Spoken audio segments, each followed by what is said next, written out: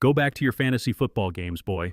Leave the real strategic work to people who understand business. My name is Marcus Stevens. I'm 29 years old and I've been working at Cloud Tech Solutions in Portland for 3 years. I hold 4 pending patents for the core security framework that runs their entire platform. The woman who just dismissed me like some junior developer is Jessica Walsh, 24, fresh out of Stanford with her MBA and 0 real technical experience. She's also the new CEO's daughter. If you like stories about betrayal and how technical expertise can defeat corporate greed, hit that like button and subscribe right now. Every day brings completely new stories, each one more intense than the last. I was sitting at my workstation at 9:45 p.m. on a Wednesday, debugging the authentication module for tomorrow's client demo. The office was mostly empty except for the cleaning crew and a few other developers. I preferred it that way. No interruptions, no meetings about meetings, just code and coffee. Jessica walked by in her designer heels, carrying an iPad that probably contained acquisition analysis documents. I could see my technical specifications reflected on her screen. "Still here, Marcus?"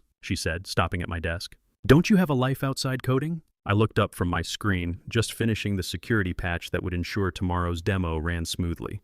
"Just making sure everything works perfectly for the client presentation," I said. She glanced at my monitor like she was trying to read a foreign language, which for her, it probably was. "Right. Well, maybe you should take a break. Go back to your fantasy football games, boy. Leave the real strategic work to people who understand business." I didn't respond. I never played fantasy football. I spent my evenings writing code that kept their platform secure and competitive, but explaining that to someone who thought business strategy trumped technical expertise seemed pointless. After she walked away, I sat there for a moment staring at the authentication framework I'd built. Every algorithm, every security protocol, every performance optimization that made Cloud Tech competitive had come from my mind and my hands. The patents I'd filed were still my property.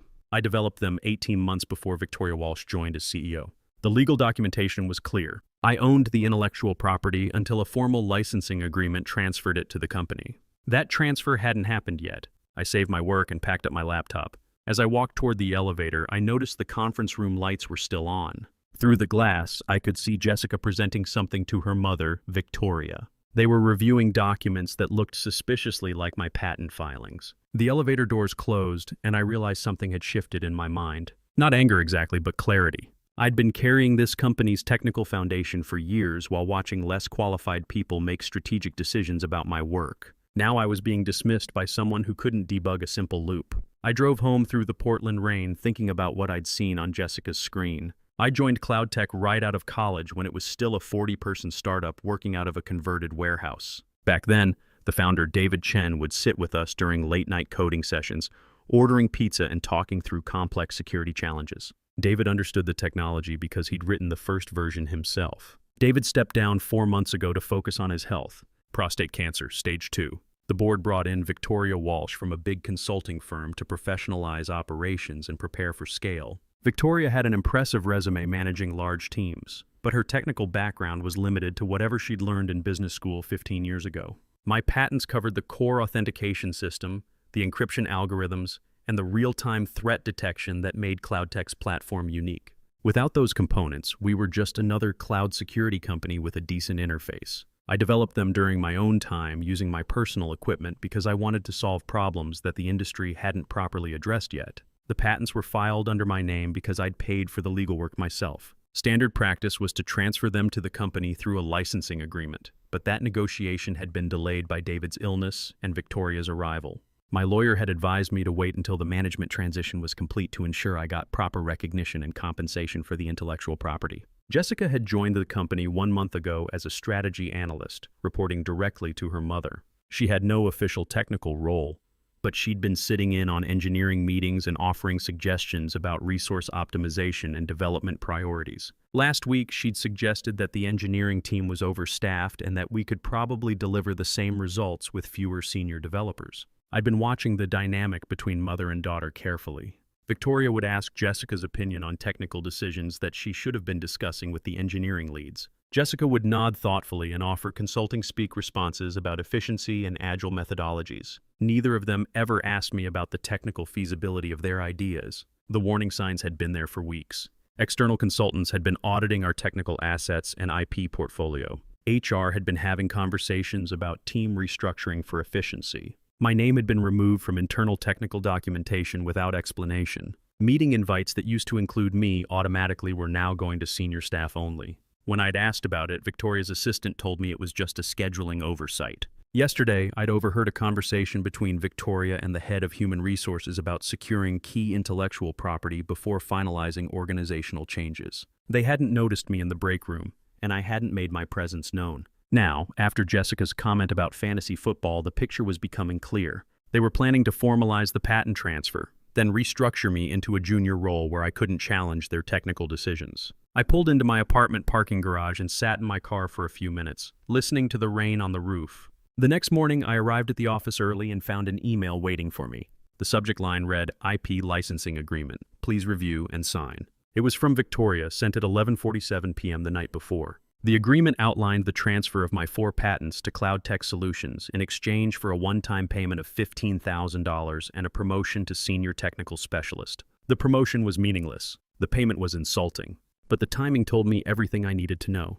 They wanted my patents secured before they announced whatever organizational changes they had planned. I sat back in my chair and thought about what this meant. They were keeping me around long enough to finalize the IP transfer, then probably sidelining me before I could become a threat to their new management structure. My patents would become company property, giving them permanent control over the technology I'd created. After that, I'd be expendable. The office started filling up around 9 a.m. I watched people settle into their routines, checking emails and grabbing coffee. None of them knew what was coming. At 10 a.m., Jessica walked past my desk carrying her iPad and looking important. She was wearing a different designer outfit and had her hair pulled back in a way that made her look older than her 25 years. She glanced at my screen where I had the licensing agreement open and smiled. Morning, Marcus. Ready for another exciting day of development work? I looked at her for a moment, then at the agreement, then back at her. Something clicked into place in my mind. This wasn't just about management restructuring or efficiency improvements.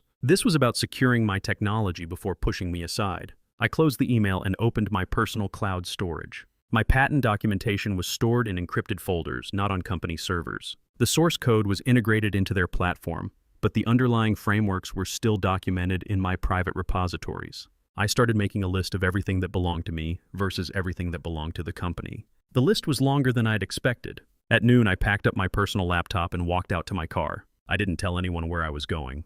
I just needed to think clearly about what came next. I drove to a coffee shop near the waterfront and spent the afternoon making phone calls to my lawyer. I returned to the office the next day with a plan. I'd spoken with my lawyer, Marcus Williams, for 2 hours the previous evening. He'd reviewed my employment contract and confirmed what I already suspected. My patents were still my property until the licensing agreement was signed. More importantly, any systems built using those patented processes were operating under an informal licensing arrangement that I could legally terminate. I decided to confront Victoria directly. Professional, straightforward, no accusations. I wanted to give her a chance to explain the licensing terms and see if there was room for negotiation. I knocked on her office door at 2 p.m. She was on a conference call, but she motioned for me to sit down.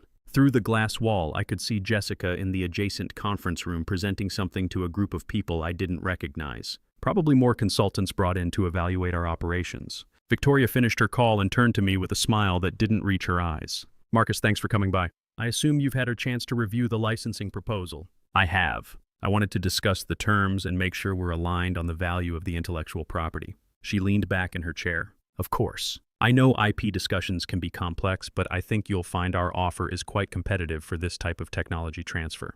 I kept my voice level. Victoria, these patents cover the core security framework that makes cloud tech competitive. The authentication system, the encryption protocols, the threat detection algorithms. They're all based on my innovations. Her expression shifted slightly. Well, yes, you've certainly made important contributions. But as you know, all work done during your employment creates intellectual property that should belong to the company. That's standard in our industry. The patents were filed before you joined Cloud Tech. I developed them using my own equipment on my own time with my own legal representation. She picked up a folder from her desk and flipped through it. Actually, I've been meaning to discuss that with you. Our legal team has identified some concerns about the patent filings. There are questions about whether any company resources were used during development. I felt my stomach drop. I have documentation proving everything was developed independently. I'm sure you do. But perception can be tricky in these situations. The board is concerned about potential liability issues if we move forward with an unconventional licensing arrangement. This was a trap.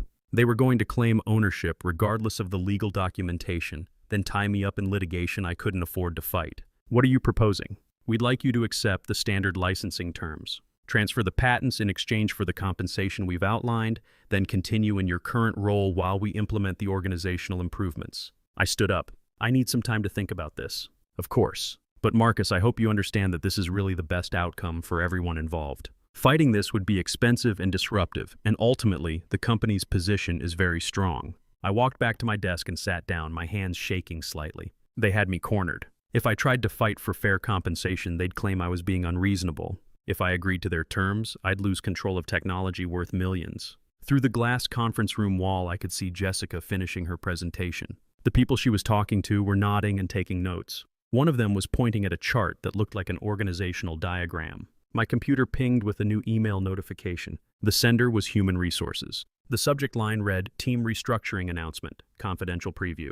I didn't open it. Instead, I started thinking about what Marcus had told me during our phone call. The patents were mine until they weren't. The licensing arrangement was informal until it wasn't. But what if I simply declined to continue the licensing arrangement? That would mean CloudTech could no longer legally use my patented technology. Their platform would need to be rebuilt using alternative solutions. I opened my personal cloud storage and began reviewing the documentation for my patents. That evening, I stayed late again. But this time, I wasn't debugging code. I was conducting an audit of everything I'd contributed to CloudTech's platform over the past 3 years.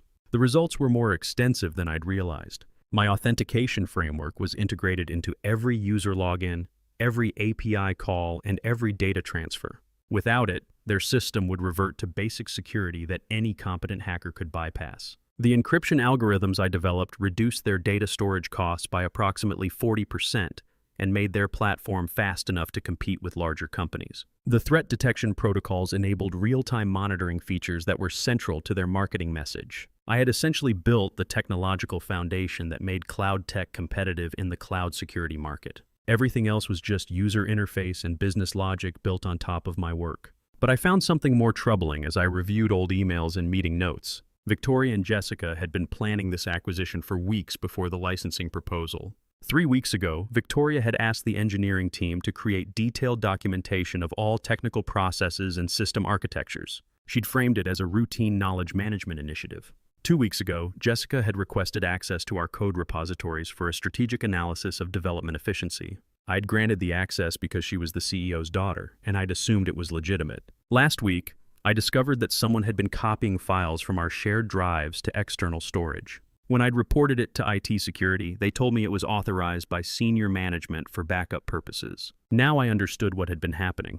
They'd been systematically documenting and copying everything I'd created so they could continue using it after securing the patent rights. I spent the next hour researching Victoria's background more carefully. Her previous job had been at a consulting firm that specialized in technology acquisition and integration. Before that, she'd worked for a private equity company that focused on buying distressed startups and extracting value from their intellectual property.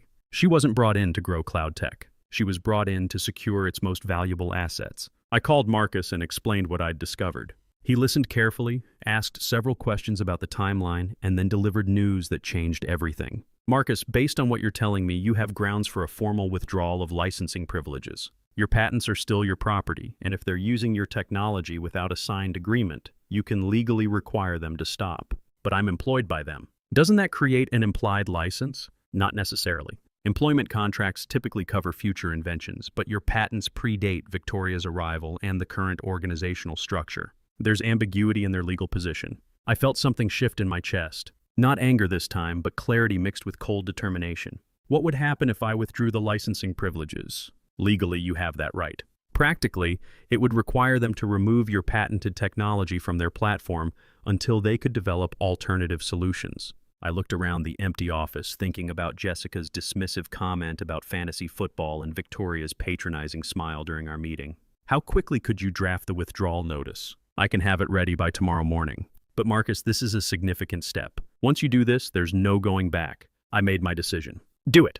The next morning, I arrived at the office early and began implementing what Marcus and I had discussed. The withdrawal notice would be delivered to Victoria at 10 o'clock a.m., giving me a narrow window to prepare for the consequences. My first step was to change all the passwords and access credentials for my personal development systems. CloudTech's platform was designed to authenticate against my proprietary security framework, but the framework itself was hosted on servers I controlled. not on company infrastructure. I'd built it that way initially as a security measure, but now it gave me leverage I hadn't fully appreciated. At 9 a.m., I sent an email to the entire engineering team explaining that I would be conducting routine maintenance on the authentication system starting at 11 a.m. These kinds of notifications were common, and nobody questioned them. At 10 a.m., I watched through the glass wall as a courier delivered an envelope to Victoria's office. She opened it, read the contents, and immediately picked up her phone. Within minutes, Jessica was in her office, and they were both staring at the legal document. At 10:30 a.m., Victoria's assistant called my extension and asked me to come to the conference room immediately. I declined, explaining that I was preparing for the scheduled maintenance window and couldn't be interrupted. At 11 a.m., I began the process of disconnecting CloudTech's platform from my patented security framework. The effect was immediate but controlled. Instead of a sudden crash, the system began degrading gracefully. User login attempts started failing intermittently. API calls returned authentication errors. Real-time features stopped updating. Within 30 minutes, the customer support phone lines were receiving complaints about system performance. The platform status page showed yellow warnings across multiple services. The engineering team was scrambling to understand what was happening, but they couldn't access the underlying authentication system because it was no longer available to them. My phone started ringing. I didn't answer it. At 11:30 a.m., Victoria stormed out of her office and walked directly to my desk. Her face was red and her hands were shaking. "Marcus, what the hell is going on with the system?" I looked up from my laptop, where I was calmly monitoring the disconnection process. "I'm exercising my legal rights as outlined in the withdrawal notice. My patented technology is no longer available for unauthorized use." "This is sabotage! You're destroying the company!" "I'm protecting my intellectual property." "There's a difference." Jessica appeared next to her mother, looking panicked. "Can't you just turn it back on?" "We can work this out." I met her eyes directly. "You told me to go back to my fantasy football games, boy." "I'm taking your advice. I'm no longer participating in the technical operations of this company." Victoria was on her phone, probably talking to their lawyers. Other employees were gathering around my desk, trying to understand what was happening. The platform had been degrading for an hour, and their biggest clients were starting to make concerned phone calls. At noon, I packed up my personal laptop and headed for the elevator. The office was in controlled chaos. Developers were running between workstations, trying to implement emergency fixes that wouldn't work because they didn't understand the underlying architecture. Victoria was in heated conversation with someone on speakerphone who was probably from the board of directors. As the elevator doors closed, I could hear Jessica shouting at one of the senior developers. "What do you mean you can't rebuild the authentication system? Just code around it." The developer's response was exactly what I had expected. "We can't code around it. The entire platform depends on Marcus's framework. Without it, we need to rebuild everything from scratch." I drove home and spent the afternoon fielding phone calls from reporters who had somehow gotten word that CloudTech was experiencing major technical difficulties before their scheduled investor presentation. The investor presentation was scheduled for Thursday morning at 9 a.m. Pacific time. Victoria had spent the previous 3 days assembling an emergency team of contractors and consultants to rebuild the authentication system without my patented technology. According to my contacts still inside the company, they'd been working around the clock, spending over $200,000 on emergency consulting fees. I woke up early on Thursday and made coffee while monitoring the technology news websites. Several industry publications had picked up the story of CloudTech's technical difficulties, but the full scope of the problem wasn't public yet. At 9 a.m., I watched the live stream of their investor presentation. Victoria was presenting to a room full of venture capitalists, potential clients, and technology journalists. She looked confident as she demonstrated the new features and talked about the company's growth trajectory. At 9:30 a.m., during the live demonstration portion of the presentation, she invited the audience to test the platform themselves using guest accounts that had been set up specifically for the presentation. The emergency authentication system they'd built couldn't handle the concurrent load of 75 users trying to log in simultaneously. Error messages cascaded across the screen. Database connections timed out. The entire platform became unresponsive. Victoria tried to keep presenting while her technical team scrambled to fix the problems in real time, but after 15 minutes of watching engineers frantically typing on laptops while the audience whispered among themselves, she had to stop the demonstration. "We're experiencing some minor technical difficulties," she announced, her voice betraying her growing panic. "We'll resume the demonstration shortly." They never resumed it.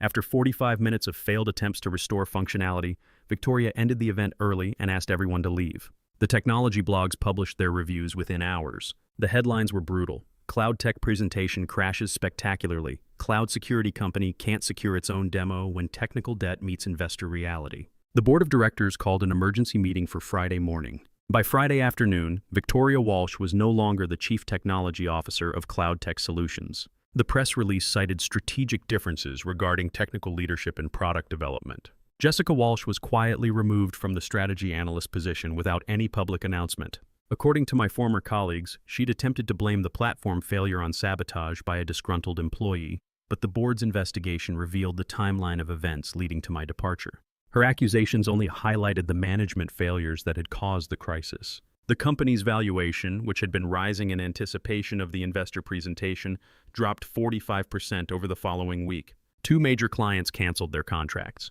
3 board members resigned. The planned Series B funding round was postponed indefinitely. Meanwhile, I was fielding phone calls from venture capital firms and technology companies who wanted to license my patents. By the end of the month, I'd signed licensing agreements with 2 of CloudTech's competitors and founded my own startup with $15 million in Series A funding. The new company, which I named Secure Core Technologies, specialized in enterprise authentication solutions. Our first major client was a financial services firm that had been burned by unreliable security platforms in the past. Our second client was a healthcare company that needed compliance-grade authentication for patient data systems. 6 months later, CloudTech was acquired by a larger company for 30% of their previous valuation.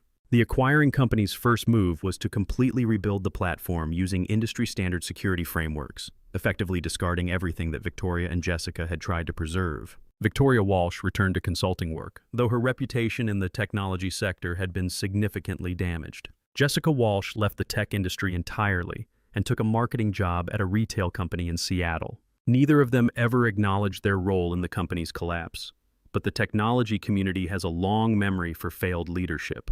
When reporters asked me why I'd left CloudTech so abruptly, I kept my answer simple. Sometimes protecting what you've built requires walking away from people who don't understand its value. The real lesson was quieter but more important.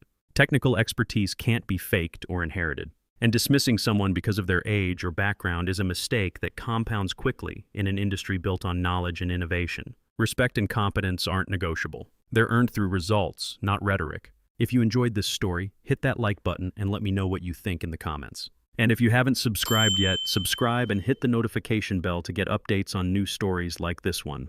Thanks for watching, and I'll see you in the next video.